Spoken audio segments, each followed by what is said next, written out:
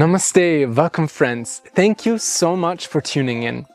In this and the following lessons, I want to share with you some secrets that I have learned over the past decade that helped me to identify relationship karma and horoscope. Some of the techniques are very elementary and fundamental. Some of the techniques I'm going to share with you are a little bit advanced.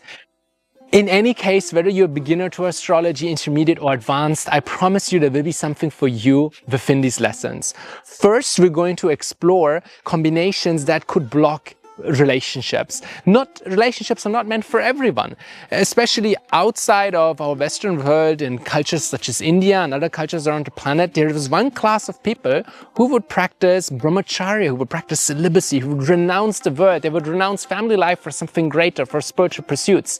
There are combinations which indicate that maybe relationships are just not your path in this life. And we're going to explore some of these combinations today. In the following lessons, we're going to explore in depth how do we interact in relationships? Which partners are we going to attract in our life? What do we need to know about relationships? We're going to explore how to see every single long-term relationship in our horoscope. We're going to differentiate between long-term marriage-like relationships and other relationships that might also happen along the way. We're going to explore in depth relationships on a physical level. We're going to explore relationships on a more social level, and we're going to explore relationships on a soul level. Do we have that soul level connection with our partner? Sometimes we see people are in a marriage and they love their partner. Sometimes we see people are married and there's a lack of love. Sometimes we see people in a very happy relationship that breaks, and sometimes we see people in relationships that appear like a torture but that last for a lifetime. All of this we can evaluate based on the moment a person was born, based on the karma that they bring into this lifetime, because this lifetime, it is not random, it is a continuation of a story. It's like if we just watch one episode of a series, of a season, we cannot think everything is random. But if we watch the previous season, if we watch the previous episodes, then we can understand there is a sense of justice, there is a sense of continuity. So the science of astrology will help us to understand this continuity. What are the reactions that are we getting, and who are we, and who are these people that come into our life? Because they are not random. So if you want to learn all of this, then please join me on this beautiful journey of exploring relationship astrology. Of course, at the end, we're also going to explore timing. When is the next person going to come in? Which times will be favorable for relationships? Which time will not be favorable? When is our clock? When is the time up? Right? When is the time up for relationships? We're going to explore all of that. And where do we have to be? If it is the right time, then where do we have to be to receive that gift of a relationship? There are four goals of life in Vedic culture: Dharma, Artha, Kama, Moksha. Dharma, or virtue or purpose; Artha, or economic development; Kama means enjoyment and pleasures; and Moksha means liberation, enlightenment, freedom. And all four of them, they don't exist independently, but they support each other. So if we want to fulfill our dharma, if we want to live a righteous, a virtuous path, relationships can be a great tool. If you want to acquire artha, if you want to acquire wealth, a partner can be a great inspiration. If you want to achieve moksha, spiritual freedom, enlightenment, there is not many things as beautiful as a marriage that can help us in achieving this purpose of elevating our consciousness and realizing our spiritual identities. So with that in mind, let's start this journey.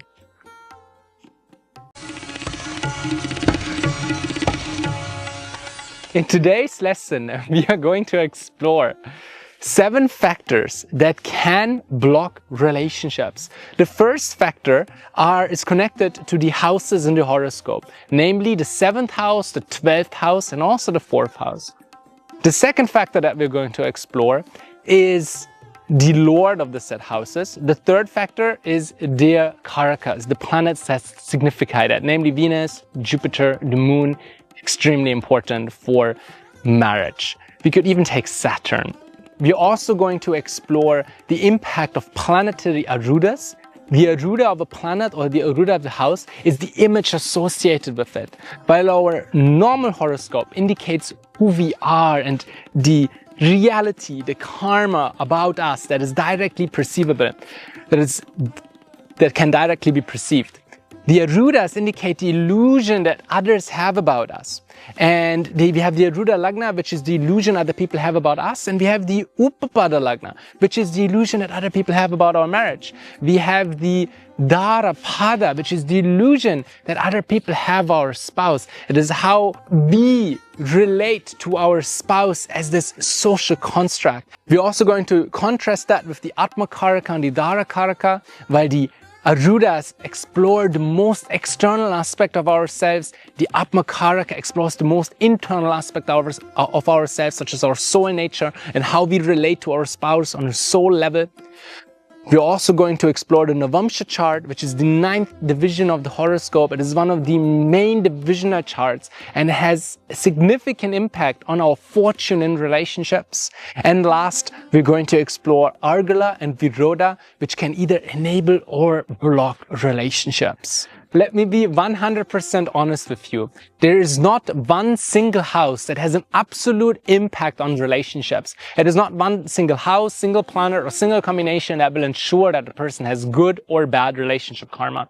Every house in the horoscope will have an impact on our relationships. However, in my personal experience and also in what I've learned from my teachers, there are 3 houses that will have a primary impact on relationships, namely the 7th house of our partner, the 12th house of marriage, and the 4th house of home and happiness. Within those 3, the 7th house is the most important because the 7th house, it acts like Libra. Libra is other people. The 7th house is where other people come to us into our life. What is our experience of this exchange with others and with the other person? If there are malefic planets in the 7th house, or if more than one malefic planet is aspecting the 7th house, this can make it more difficult for other people to come into our life. Again, if you have a malefic in the 7th, if you have 2 or more malefics aspecting the 7th, it's not yet time to worry. But it is one of the combinations that will add to increasing the challenges that we will face in relationships. In particular, the 7th house is about acquiring a partner. Malefics in the 7th can make it more difficult to acquire a partner, to fall into love. In a traditional culture, the 12th house has secondary importance because the 12th house is the house of marriage. The 12th house is the house of loss.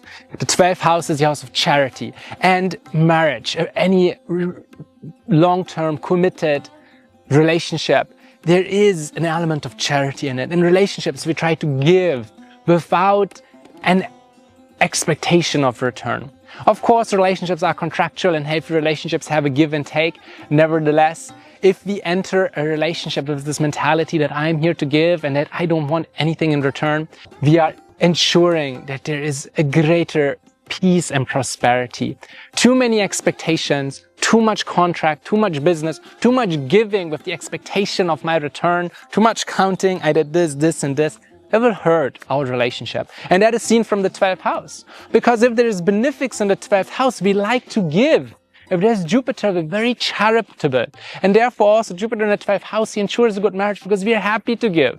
If there are malefics in the 12th house, it means we don't like to give. We don't like to share. And that can also block marriage, can block relationships. Then after we met, after there's the marriage ceremony, in the traditional culture, a person would move together and they would live in the same house. And the experience of living together is seen in the 4th house. In our modern culture, most of us, many of us live with our partner even before marriage. It is quite common, right? If not the norm outside of India. Because it is a different culture. And therefore here the 4th house, in my eyes, will have secondary importance because the 4th house relates to our experience of home, our happiness. How do we interact with other people that share the same space? So malefics in the 4th house mean that we like our space at home. If Mars is there, then we are the general at home. Everyone follows our commands. Otherwise, there can be a fight, there will be arguments. Saturn means we need distance at home. We don't like people encroaching on our space. Rahu means there's a certain level of chaos, anxiety. There's too much intensity. And Ketu, the monk in the house of home, it means that, oh, we need our we need an ashram, right? We don't live at home, we need to live in a temple.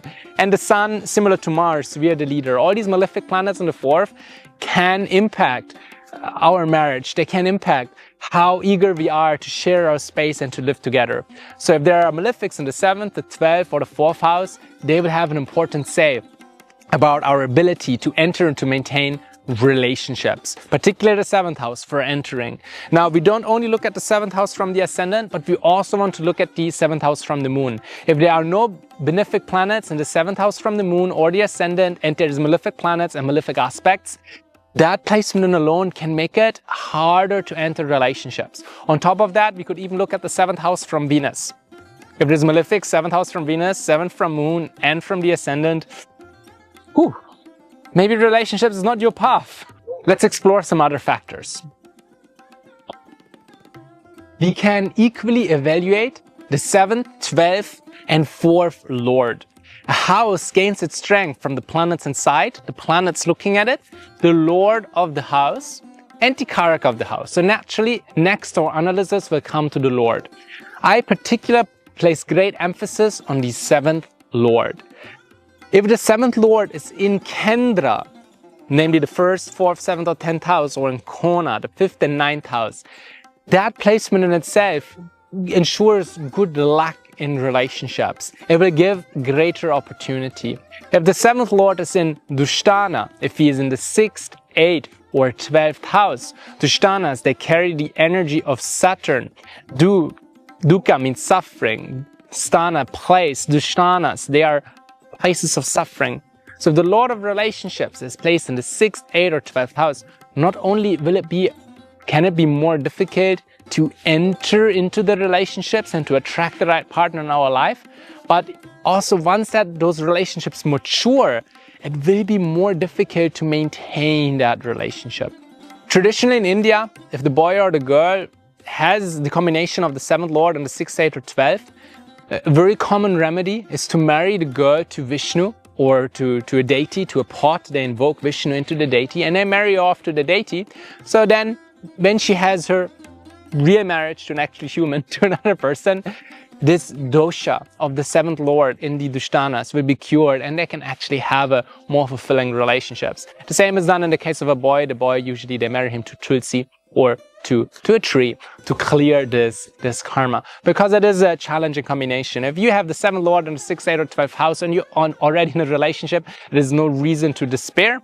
It just means that if the 7th lord is in the 6th, there can be a little bit more competition and rivalry between the two of you.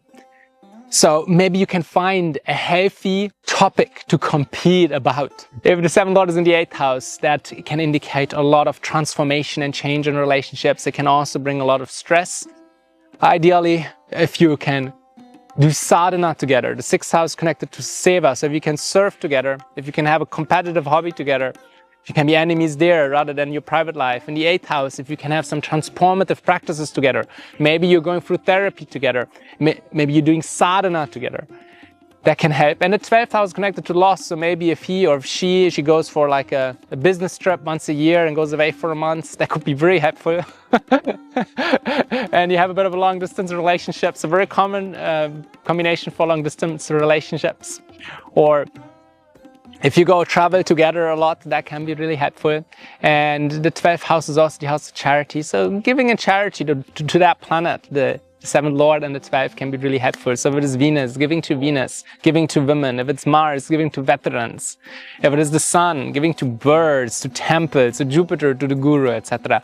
That can be helpful. We have another video about remedial measures. The 7th lord and any Dushtana, it is a bit more challenging. Also, if the 7th lord is conjoined with a malefic or multiple malefics, or if he's aspected by malefics, that can also block relationships, particularly if there's malefics in the 7th house. And now if the 7th lord also is in Dushtana or associated with malefics, relationships will be progressively more difficult. We can similarly evaluate the 12th lord or the 4th lord, but let's keep it simple, guys. Next, we want to evaluate the karaka of the 7th house.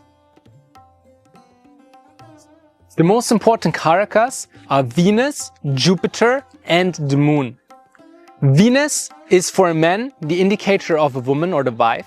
Jupiter for a woman is the indicator of the husband. Besides that, Venus is the significator for falling into love. So for both genders, Venus rules the first 16 months, or for however long spark is there, that fresh spark, that is Venus.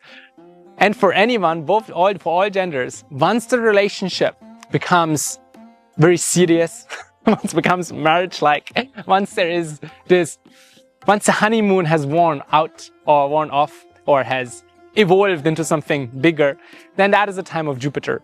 So the first 2 years, that is Venus, and the last 60 or 80, that is Jupiter.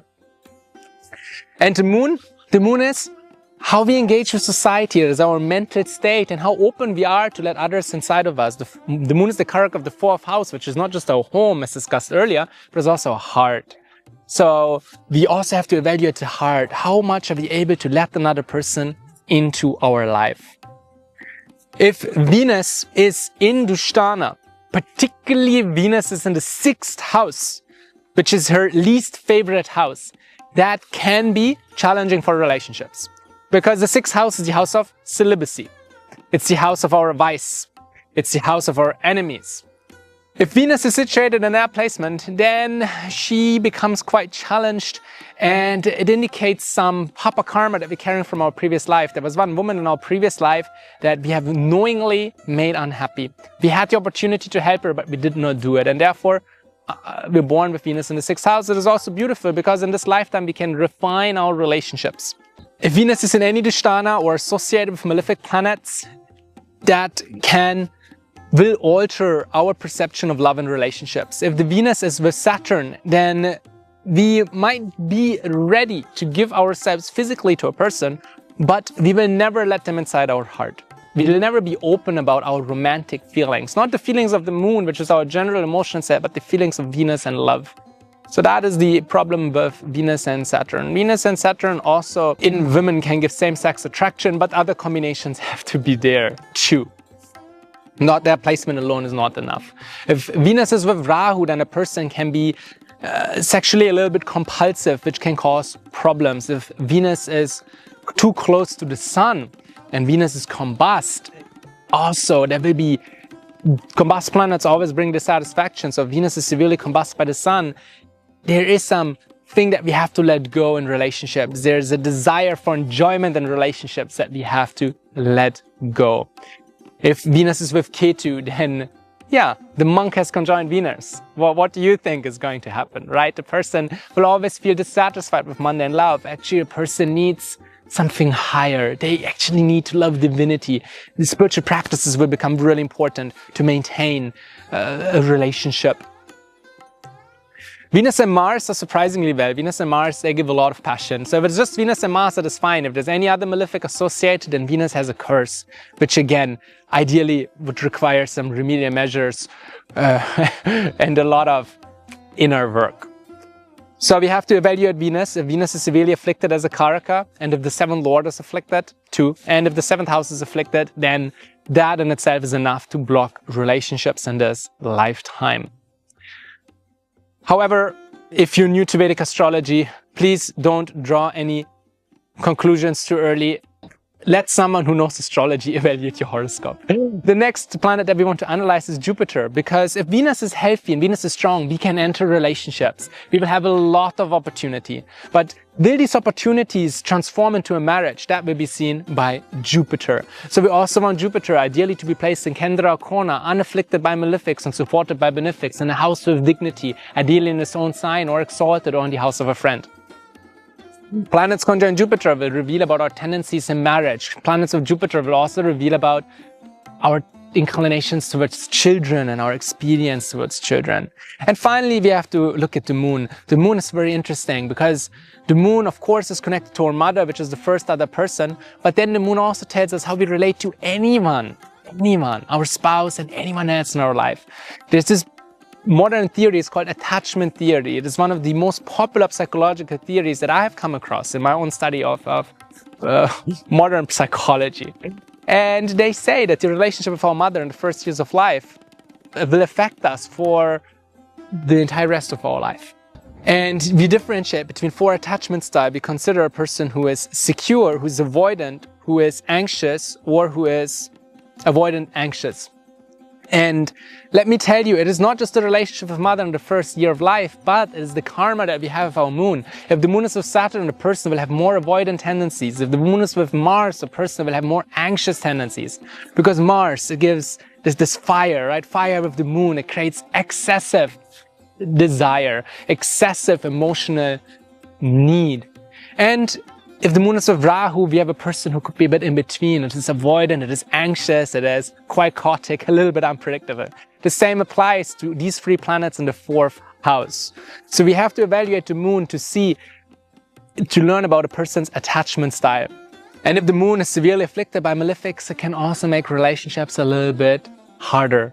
And here it is not just about meeting people, that is Venus falling in love, that attractiveness, that magneticism, sex appeal, but it is about our mind and how much are we able to emotionally relate to others and to let them in our heart. The next factor that we have to analyze is the Upapada Lagna. The Upapada Lagna is the Arudha, the Pada of the 12th house.